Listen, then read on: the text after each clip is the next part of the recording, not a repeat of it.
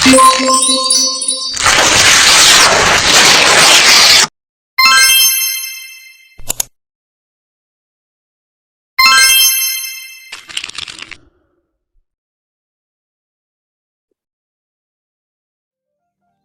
pagi teman-teman semuanya dan Ibu dosen, yaitu Ibu Weni. Perkenalkan kami dari kelompok 11 dan 12, yang kelompok gabungan, akan mempresentasikan tentang rekayasa ide kami, yaitu Problem System Informasi Manajemen, yang diangkat oleh CBR dan CJR kami juga. Nah, langsung saja.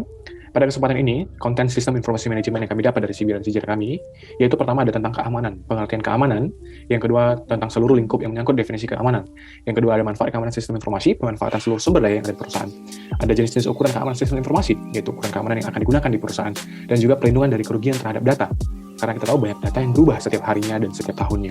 Dan juga keamanan untuk sumber daya fisik non-komputer, yaitu perlindungan dari akses luar yang tidak diizinkan.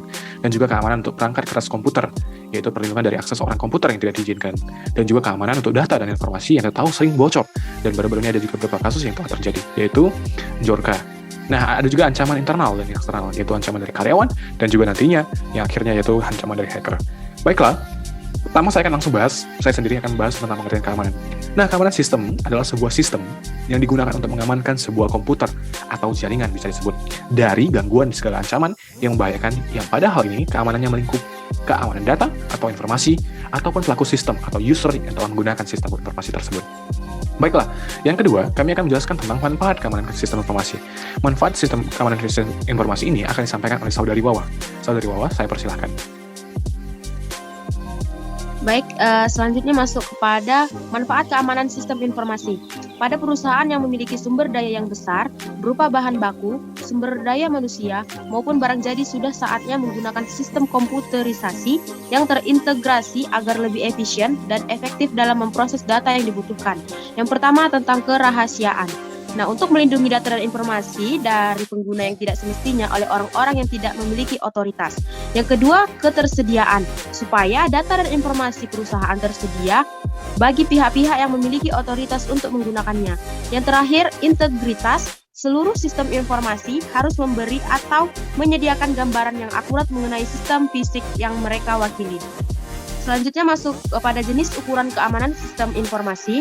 Ada beberapa ukuran pokok dalam sistem keamanan. Yang pertama, menjaga integritas dan keberhasilan file data. Kedua, menghindari kerusakan serius karena bencana. Ketiga, melindungi fasilitas komputer dan fasilitas keamanan fisik. Dan yang terakhir adalah keamanan data dan informasi. Terima kasih, saya kembalikan kepada moderator.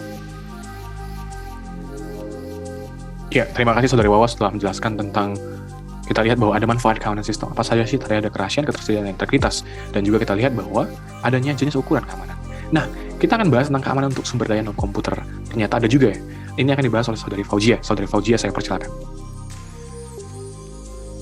Baik, selanjutnya keamanan untuk sumber daya non-komputer. Nah, ada beberapa ukuran pokok dalam sistem keamanan. Itu terbagi 3. Yang pertama itu sumber daya fisik non-komputer. Misalnya, kas, kesediaan surat-surat berharga sekuritas, aktiva tetap perusahaan, atau arsip-arsip dalam lemari arsip. Yang kedua, perlindungan dari akses yang tidak diizinkan. Itu ada 3, akses ke aktiva fisik non-komputer harus dibatasi atau dijaga dari pihak-pihak yang tidak diizinkan atau diotorisasi. Yang kedua, kas harus disimpan dalam kotak terkunci atau brankas dan hanya boleh diakses oleh orang-orang yang diizinkan.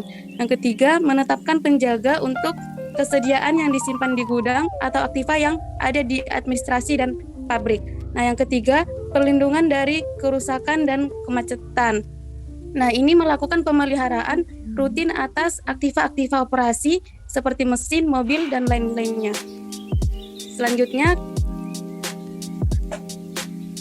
keamanan untuk perangkat keras komputer. Untuk perangkat keras komputer ini keamanannya dalam komputer itu meliputi ada 3. Yang pertama itu perlindungan dari akses orang yang tidak diizinkan. Nah, dari orang yang tidak diizinkan terbagi 2. Yang pertama, pusat fasilitas komputer harus diisolasi. Lokasi tidak bisa dipublikasi dan tidak tampak dari jalan umum. Yang kedua, akses fisik ke fasilitas komputer dibatasi pada orang-orang yang diotorisasi, misalnya operator komputer, pustakawan, penyedia pemrosesan data, atau manajer sistem informasi. Yang kedua, perlindungan dari bencana. Nah, dari bencana terbagi di atas 3. Yang pertama, fasilitas komputer diatur kelembapan dan suhu ruangannya. Yang kedua, untuk menghindari kerusakan karena air, maka lantai, dinding, dan atap harus tahan air. Yang ketiga, membuat detektor asap atau detektor api. Nah, yang ketiga, perlindungan dari kerusakan dan kemacetan. Nah, penghindar dari bencana banjir yang menyebabkan kerusakan parah pada komputer sehingga data bisa hilang secara permanen. Terima kasih, saya kembalikan kepada moderator. Baik, terima kasih banyak Saudari Fauzia telah menjelaskan tentang keamanan untuk perangkat non-komputer dan juga perangkat keras komputer. Terima kasih Saudari Fauzia. Nah, sekarang kita akan lanjutkan gimana sih keamanan untuk data dan informasi. Kita tahu bahwa data dan informasi yang sangat penting. Nah, data dan informasi ini akan disampaikan oleh Saudari Resi. Saya persilakan Saudari Resi. Baik, terima kasih kepada moderator. Di sini saya akan menjelaskan keamanan untuk data dan informasi. Di sini ada keamanan untuk data dan informasi itu ada 2. Yang pertama itu perlindungan dari akses orang yang tidak diotoritas terhadap data. Terdiri dari 5. Yang pertama itu isolasi. Data informasi yang rahasia dan penting bagi operasi perusahaan diisolasi secara fisik untuk melindungi dari akses yang tidak diotorisasi. Yang kedua itu autentifikasi dan notifikasi penggunaan. Yang ketiga itu peralatan komputer dan terminal dibatasi penggunaannya. Yang keempat itu enkripsi. Yang kelima itu deskripsi untuk mencegah pihak yang tidak diizinkan mengakses data. Yang kedua itu perlindungan dari akses data dan informasi yang tidak bisa dideteksi.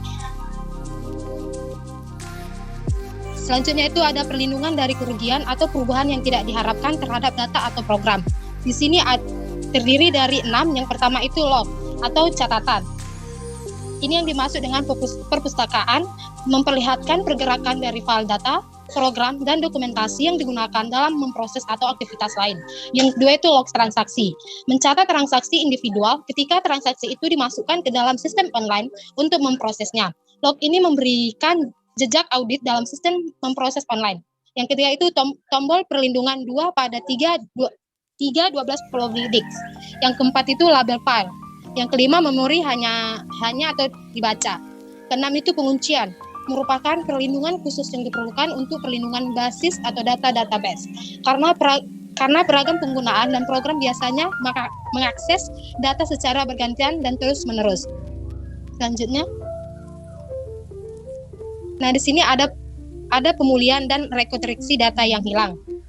Di sini ada terdiri dari 2. Yang pertama itu program pencatatan vital, yaitu program yang dibuat untuk mengidentifikasi dan melindungi catatan komputer dan non-komputer yang penting untuk operasi perusahaan seperti catatan pegangan saham, catatan karyawan, catatan pelanggan, catatan pajak dan bursa atau catatan sedia. Yang kedua itu proses backup dan rekonstruksi. Backup merupakan tindakan atau copy duplikasi dari dokumen, file, kumpulan data, program, dan dokumentasi lainnya yang sangat penting bagi perusahaan. Prosedur rekomendasi terdiri dari penggunaan backup untuk menciptakan ulang data atau program yang hilang. Selanjutnya itu hacker dan kejahatan komputer. Seorang hacker adalah seorang individu yang bermaksud untuk mendapatkan akses tidak sah ke dalam sistem komputer. Yang kegiatan hacker telah diperluas di luar intrusi sistem dengan memasuki pencurian identitas dan informasi, kerusakan sistem yang klik front atau bahkan spyware dan terdiri dari 4. Yang pertama itu pencurian identitas, yang kedua itu farming, yang ketiga itu click front, yang keempat spyware.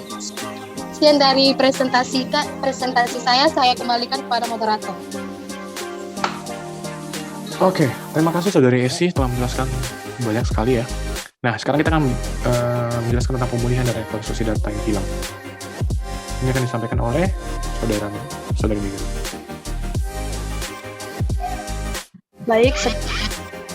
Baik, sekarang pembahasan tentang pemulihan dan rekonstruksi data yang hilang, program pencatatan viral dan prosedur backup.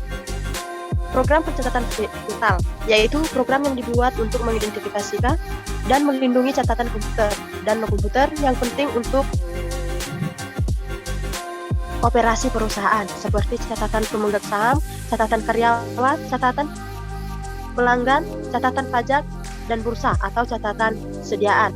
Yang selanjutnya prosedur backup adalah merupakan tindasan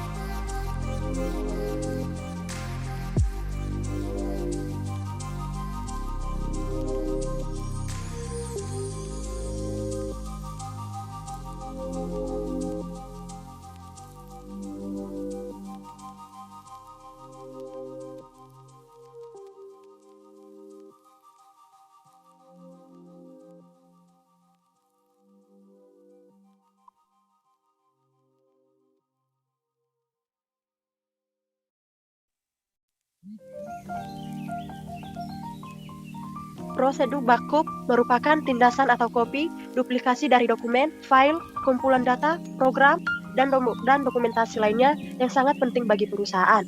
Prosedur rekonstruksi terdiri dari pengguna backup untuk menciptakan ulang data atau program yang hilang. Oke, terima kasih Saudari Mega Ada telah menjelaskan tentang ancaman dan juga pemulihan data dan rekonstruksi data yang hilang. Baik, kami akan sampaikan kesimpulan dari hasil pembahasan kami, yaitu begini. Dalam dunia komunikasi, data global dan perkembangan teknologi informasi yang senantiasa berubah, serta cepatnya perkembangan software dan keamanan merupakan suatu isu yang sangat penting, baik itu keamanan fisik, keamanan data, maupun keamanan aplikasi. Perlu kita sadari bahwa untuk mencapai suatu keamanan itu adalah suatu hal yang sangat mustahil, seperti yang ada dalam dunia nyata sekarang ini. Tidak ada satu daerah pun yang betul-betul aman kondisinya, walau penjaga keamanan telah ditempatkan di daerah tersebut, begitu juga dengan keamanan sistem komputer. Namun, yang bisa kita lakukan adalah untuk mengurangi gangguan keamanan tersebut, karena itulah kita membuat hasil presentasi, dan juga kita menghimbau kepada seluruh masyarakat. Baik, inilah hasil presentasi kami dari kelompok 11. Kalau ada salah kata, kami mohon maaf. Terima kasih Ibu Weni, kami sampaikan.